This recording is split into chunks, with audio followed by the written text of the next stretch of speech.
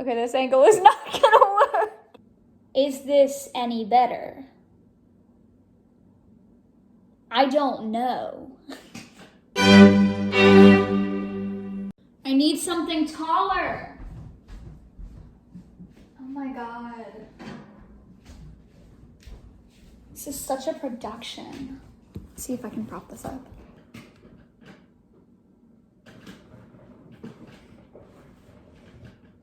What if I just slouch? Maybe then it'll work. Maybe this is better. Oh, I look so bright. I don't like it. All right, now we can get started. I look pretty nasty right now, especially with this lighting, but we're just gonna go with it. Heads up, the angle of my camera might change because I have my phone precariously placed on top of a candle, a mug, and then it's leaning against an even larger candle. So it might change throughout the video. My voice is also a little scratchy. I'm not sure why, but that's why I have my Starbucks. If anyone's wondering, iced guava white tea lemonade with sweetener. Okay, but to like actually start the purpose of this video, today I will be doing the mid-year book freakout tag.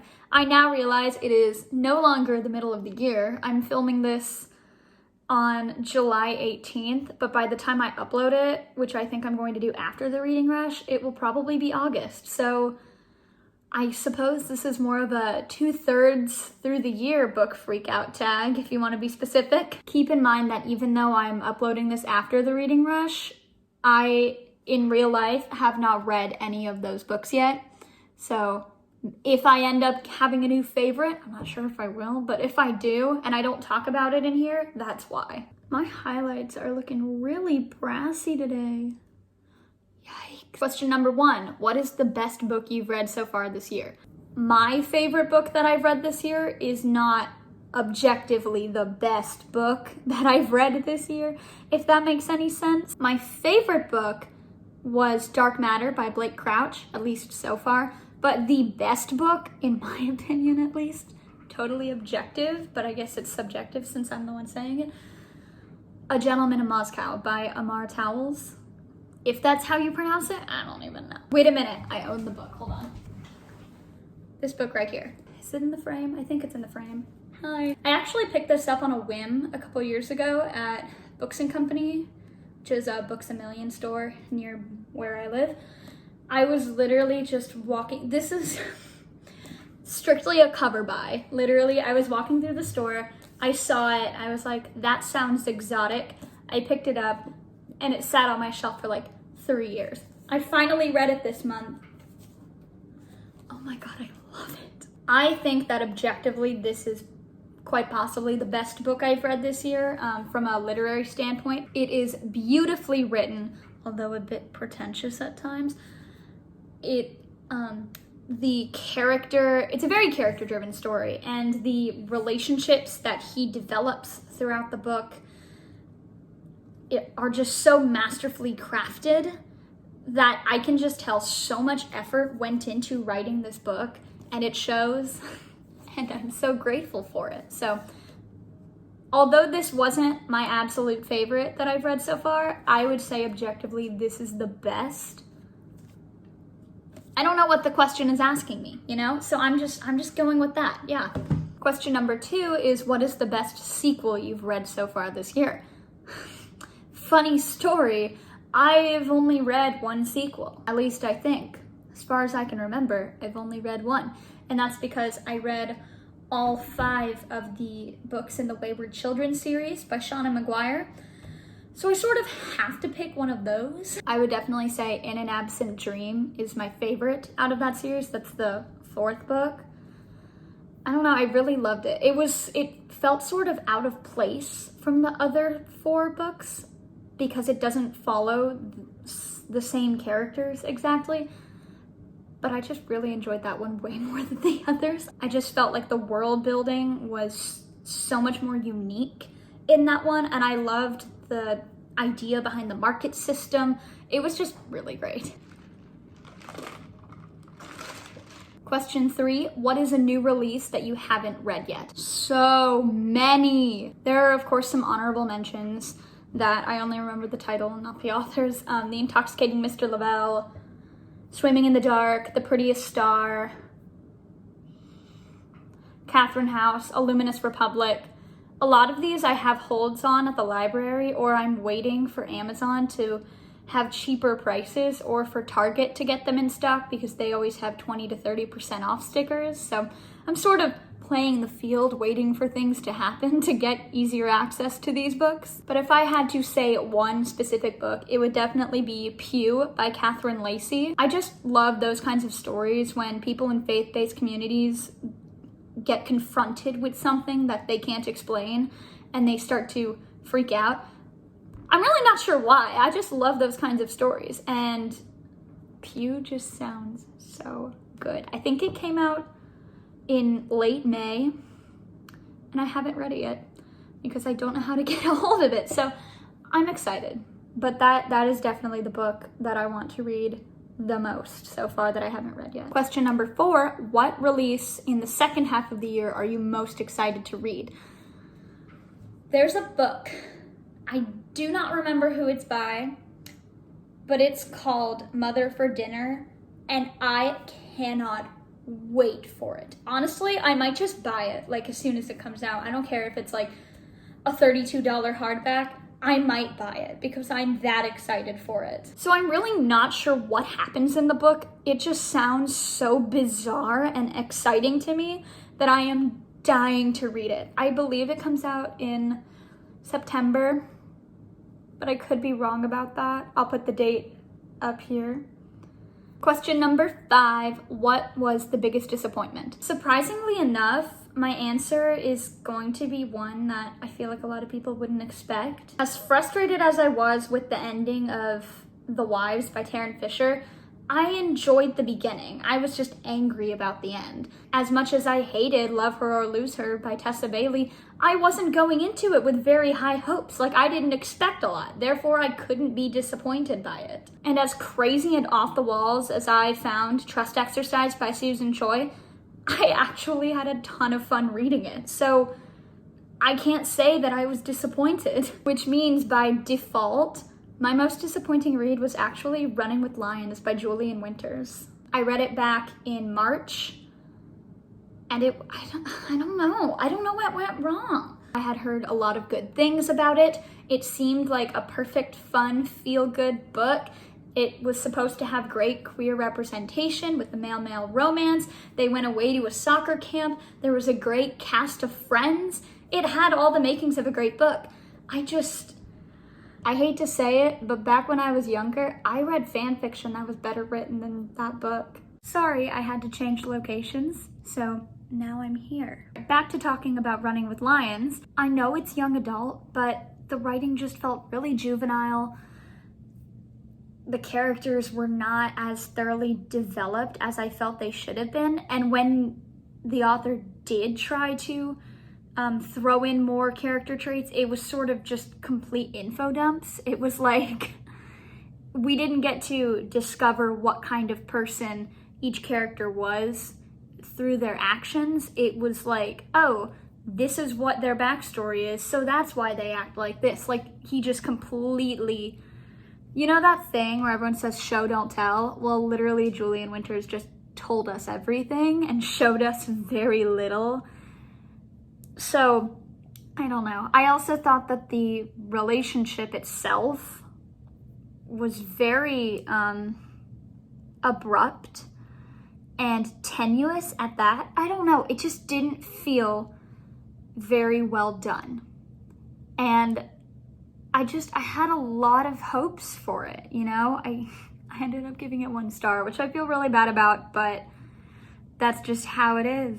Question number 6. What was your biggest surprise? This is going to sound like a weird answer, but honestly, I think it might be Normal People by Sally Rooney. It's always those like random literary fiction books that I pick up purely because they get tons of reviews and 5-star ratings, and I barely know anything about it. I'm just scrolling through the library or Goodreads or the bookstore and I just see a book and I recognize the title and I'm like, everybody reads that, so I'm going to read it, and I barely know anything about it. It's always those kinds of books that when I end up loving them, I'm so surprised because I'm like, I had no idea. Where did that come from? Normal People was one of those books. I really knew absolutely nothing about it. I didn't even know that they were in Ireland? I don't know, they have accents, Ireland, Scotland, something like that. I didn't even know that going into it.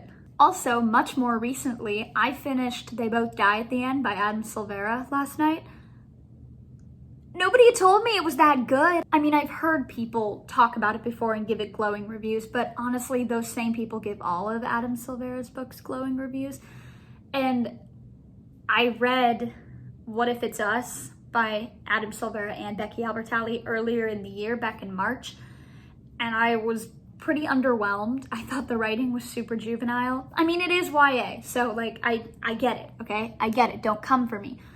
But it wasn't my thing. So I was honestly expecting this book to be the same way, but I was pretty impressed with it. There were a few things I thought were a little implausible or like fast-paced that I was like, I mean, I know you only have 24 hours, but you didn't have to shove that much in there. But overall, I was really impressed with the way that all of the characters were woven into each other's lives. I was actually really impressed by how everything ended up happening.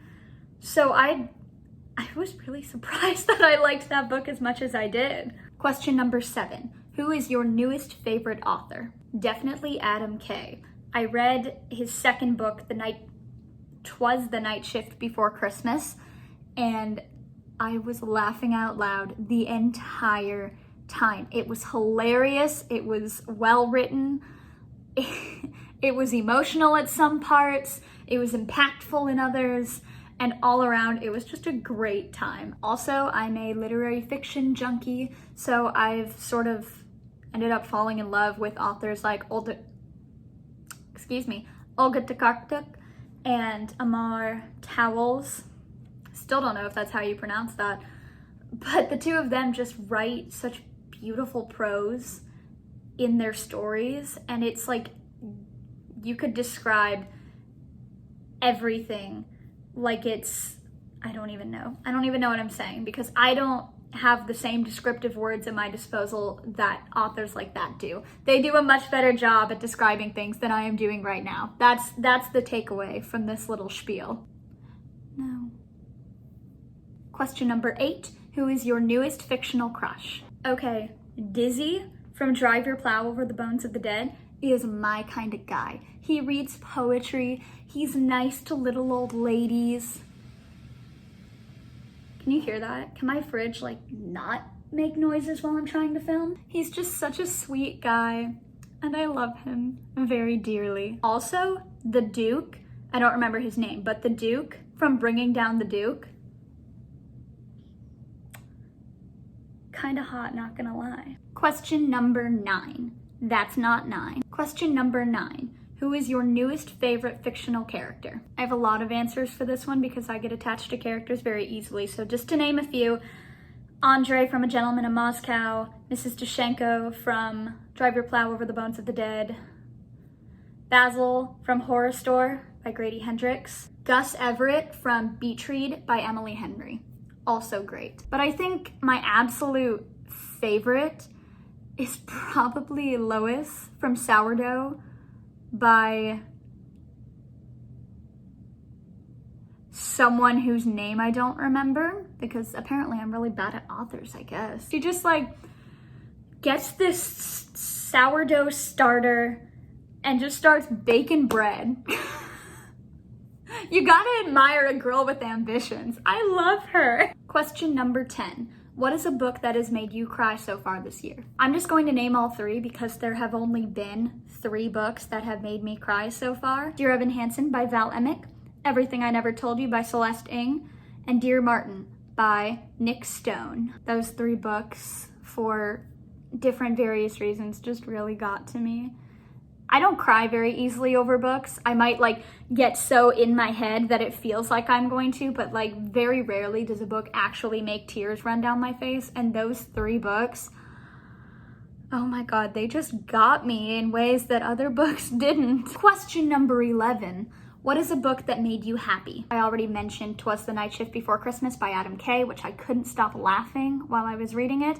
But I'm going to say The Unhoneymooners by Christina Lauren because it was just so fun.